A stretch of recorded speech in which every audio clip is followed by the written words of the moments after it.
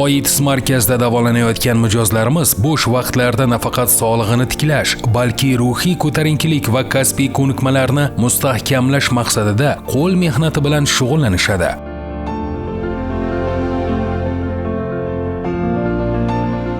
Ular yaratgan kashtalar, turli bezak buyumlari, rasmlar va hunarmandchilik mahsulotlari bu faqatgina ijod mahsuli emas, balki hayotga bo'lgan ishonch va irodaning yorqin ifodasidir.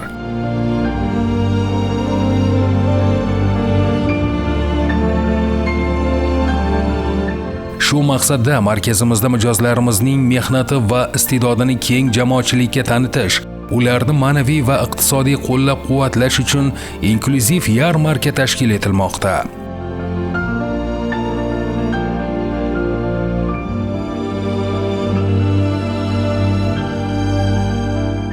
Keling, birgalikda mehr qo'llarini uzataylik, mehnatkash yuraklarni ruhlantiraylik va ularning ijodiga munosib baho beraylik.